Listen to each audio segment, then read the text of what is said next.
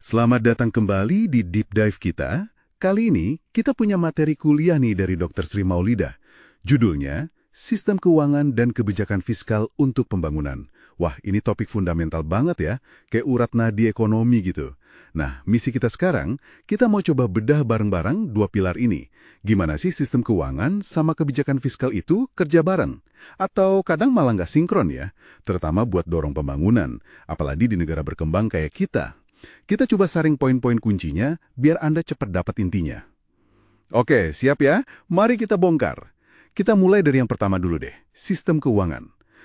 Ini bisa dibayangin kayak jaringan pipa ekonomi gitu kan? Komponen utamanya apa aja tuh? Dan kenapa sih ini vital banget? Iya, analogi pipa itu pas banget, Mas. Jadi, sistem ini tuh isinya ada lembaga-lembaga ya, kayak bank, asuransi, pasar modal. Tapi, ada juga loh yang lebih dekat ke kita, kayak koperasi. Bahkan materi Anda nyebut arisan tuh punya peran informal juga. Menarik tuh. Terus ada pasar, ya tempat jual beli instrumen kayak saham, obligasi. Ada instrumennya sendiri, dan tentu ada regulatornya yang ngawasin semua. Fungsinya, wah krusial banget. Yaitu tadi ngalirin dana dari yang punya duit lebih ke yang butuh modal buat usaha produktif. Tapi bukan cuma itu. Yang menarik dari materi Dr. Maulida ini, penekanannya kuat di stabilitas sama inklusi. Jadi sistem yang sehat itu nggak cuma stabil, tapi juga harus bisa diakses semua orang, semua lapisan masyarakat. Karena kalau nggak inklusif, ya kan kayak kata materi itu, banyak potensi ekonomi di bawah yang nggak kegarap. Susah akses modal, susah dapat layanan keuangan dasar. Sayang banget. Nah itu dia, poin inklusi itu penting banget ya. Jadi kalau pipanya nggak nyampe ke semua sudut, ada potensi yang hilang gitu ya. Ini mungkin salah satu alasan kenapa pemerintah perlu ikut turun tangan ya, pakai instrumen lain gitu. Nah gimana nih, kebijakan fiskal masuknya di sini? Tepat sekali.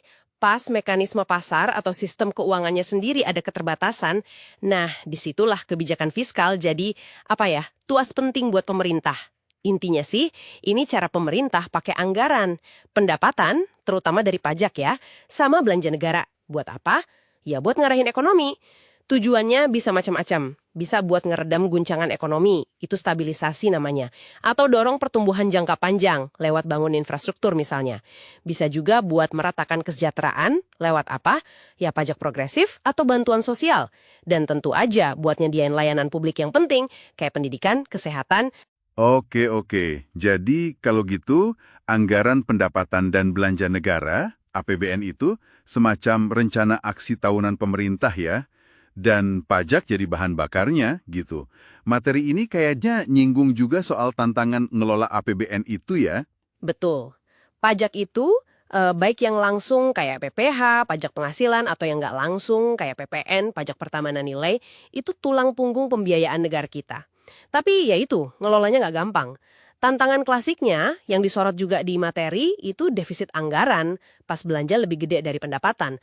Nah ini seringnya ditutup pakai utang kan. Pengelolaan utang publik ini jadi krusial banget. Biar tetap sustainable, nggak jadi beban buat generasi nanti. Terus transparansi sama akuntabilitas penggunaan dananya gimana? Itu juga isu penting yang diangkat.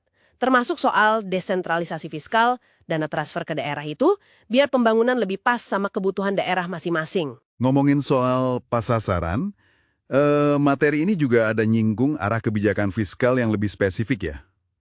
Kayak agak baru gitu kedengarannya. Ini menarik nih, kayaknya kebijakan terus beradaptasi ya.